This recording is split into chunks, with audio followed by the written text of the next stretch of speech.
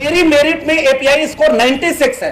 कुछ ऐसे भी लोग होंगे जिनका 98 होगा, 100 होगा, उनको निकाल करके 50 एपीआई, 52 एपीआई वाले किसी अपने प्रोफेसर के रिश्तेदार को, किसी पार्टी के कैडर को बच्चे लिख करके कंप्लेन कर रहे हैं कि इस टीचर को पढ़ाने नहीं आता, क्योंकि मेरी जगह भी जिन्हें नौकरी दी गई उन्हें स्कूल से ला करके वहां रख दिया गया।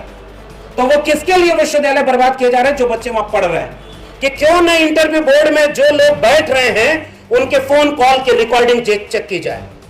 पहले इंटरव्यू बोर्ड के पहले उसके पास किसका फोन आता है? इंटरव्यू जब ले रहे होते तब किसका फोन आता है? इंटरव्यू के बाद उनके पास किसका फोन आता है? कौन तय करता है जो 4 लोग किसी और की वजह से विश्वविद्यालय में प्रोफेसर बन गए, कुलपति बन गए, प्रिंसिपल बन गए? अगर वो किसी शाखा के सदस्य होकर के भी प्रोफेसर और प्रिंसिपल बन सकते हैं तो उनकी विचारधारा से अलग राय रखने वाला भी उस विश्वविद्यालय में प्रोफेसर क्यों नहीं बन सकता?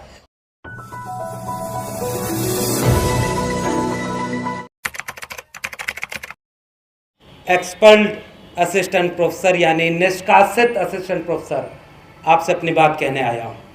ये इस समय का माहौल है, इस देश का माहौल है। जिन्हें इस समय जो काम करना चाहिए वो काम नहीं कर रहे, और जिन्हें जो नहीं करना चाहिए वही वो काम कर रहे हैं। ऐसे वक्त में हम यहाँ क्यों आए? हम असल में इस देश की सबसे जरूरी सवाल, शिक्षा के सवाल पर पूरे देश का ध्यान आकर्षित करना चाह रहे हैं।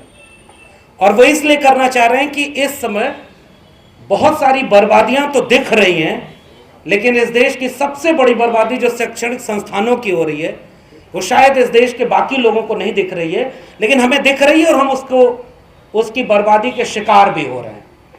और इसलिए हम ये प्रेस कॉन्फ्रेंस कर रहे हैं। हम इसके आखिर में फिर बात भी करेंगे कि इस प्रेस कॉन्फ्रेंस के बाद क्या होगा। फिलहाल मैं विश्वविद्यालय से निष्कासित किया गया और इसके पीछे क्या वजह है वो लिखित नहीं है, और जिन्हें हमारी जगह पर रखा गया उनकी मेरिट पब्लिक डोमेन में नहीं है। इस प्रेस कॉन्फ्रेंस से हम ये जानना चाहते हैं कि बतौर नागरिक या देश के बाकी लोग भी अगर इस बात से सहमत होंगे तो उन्हें भी ये जानने का हक है कि देश के केंद्रीय विश्वविद्यालयों में नियुक्ति प्रक्रिया ये कैसी है कि 4, 6, 10 लोग बैठ करके आखिर में निर्णय ले लेते हैं कि हम किसको नौकरी पर रख रहे हैं। और ये कोई सामान्य नौकरी नहीं है, ये एक विश्वविद्यालय के प्रोफेसर की नौकरी है, सेंट्रल यूनिवर्सिटी के प्रोफेसर की नौकरी है, और जो इस कदर भ्रष्टाचार में लिप्त है कि वो किसी को भी चुन चुन कर नौकरी से निकाल रहे और अपने विचारधारा के लोगों को, अपने पार्टी के कैडर के लोगों को, और जिनकी मेरिट बेहद खराब है उनको अपनी अनुशंसाओं पर नौकरी दे रहे हैं। और अगर ऐसा होता रहा, जिसके शिकार मैं अकेला नहीं, मेरे जैसे दिल्ली विश्वविद्यालय के तकरीबन 1000 प्रोफेसर हुए हैं, जो कोई 4 साल पढ़ाया तो कोई 14 साल पढ़ाया, कोई 20 साल पढ़ाया, और 24 साल भी पढ़ाने वाले लोग नौकरी से निकाल दिए गए। तो जो नियम कायदा बना है उसके शिकार तो वो लोग भी हुए जो कुछ नहीं करते थे, जिनकी मेरिट नहीं चेक की जाती।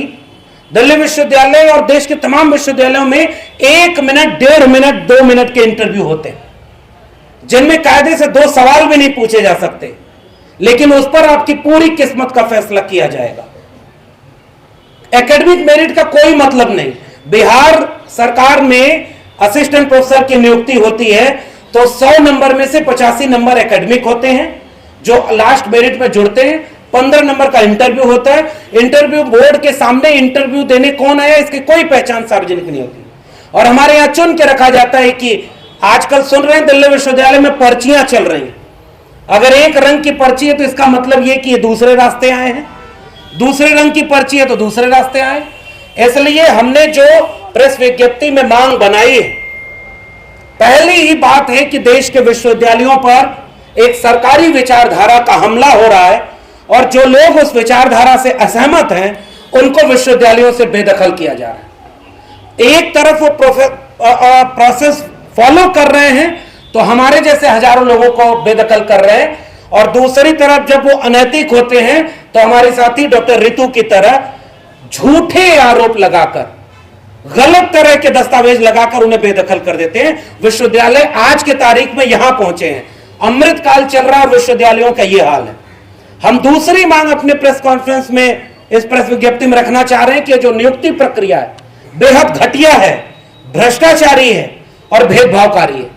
इसलिए हम इस तरह की तमाम चीजों के ऊपर गहरे सवाल खड़ा करना चाहते हैं।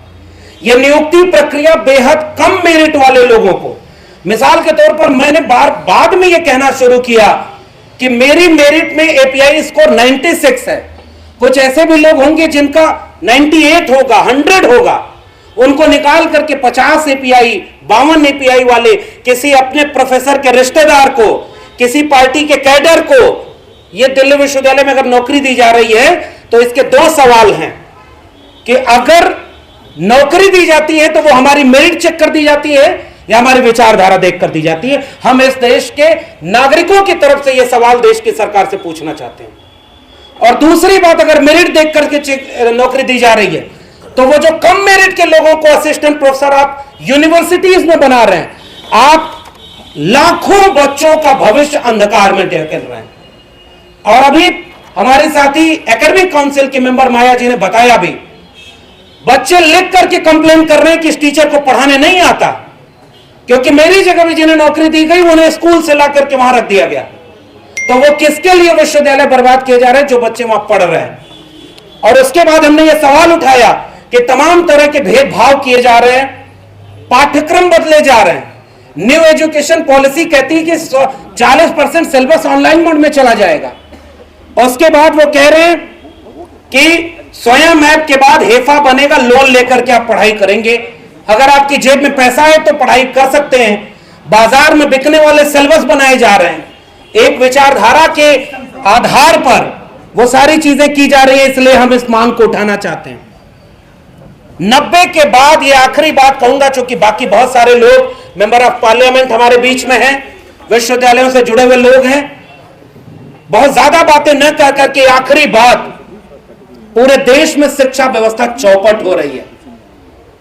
और अगर हम शिक्षा व्यवस्था के लाभ लेने वाले लोग आज उचित समय पर देश के सामने प्रेस कॉन्फ्रेंस करके ये नहीं बताए कि आपके विश्वविद्यालय में एक प्रोफेसर, उसको जाति के नाम पर प्रताड़ित किया जा रहा है, उसको मेरिट के नाम पर उसको बाहर किया जा रहा है, भ्रष्टाचार से शिकार लोगों को वहां पर नौकरी दी जा रही है, तमाम तरह के कम मेरिट वाले लोगों को प्रोफेसर बनाया जा रहा है।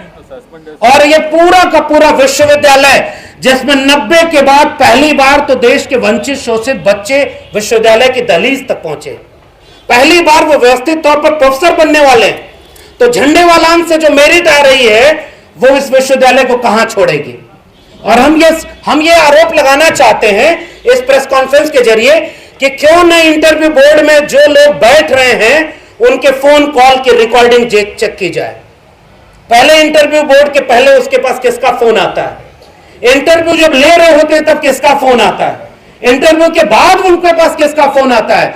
कौन तय करता है जो 4 लोग किसी और की वजह से विश्वविद्यालय में प्रोफेसर बन गए, कुलपति बन गए, प्रिंसिपल बन गए? अगर वो किसी शाखा के सदस्य होकर के भी प्रोफेसर और प्रिंसिपल बन सकते हैं तो उनकी विचारधारा से अलग राय रखने वाला भी उस विश्वविद्यालय में प्रोफेसर क्यों नहीं बन सकता?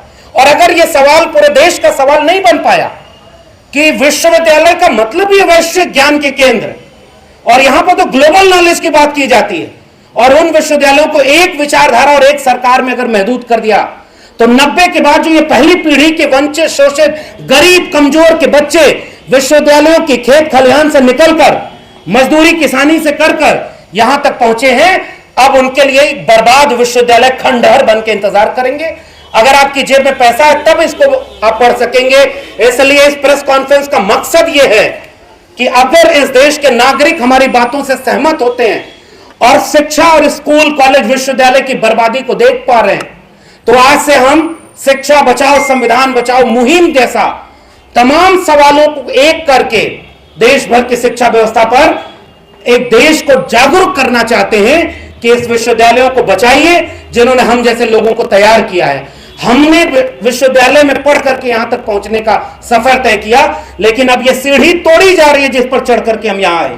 इसलिए हमारा फर्ज है कि उस तोड़ी जा रही सीढ़ी के खिलाफ बोले और ये आवाज उठाएं। और हम चाहते हैं कि इस पूरी प्रेस कॉन्फ्रेंस के बाद इस देश में इस पर विचार हो कि आगे का सफर कैसे तय करना है। आपने मुझे सुना, बहुत बहुत धन्यवाद।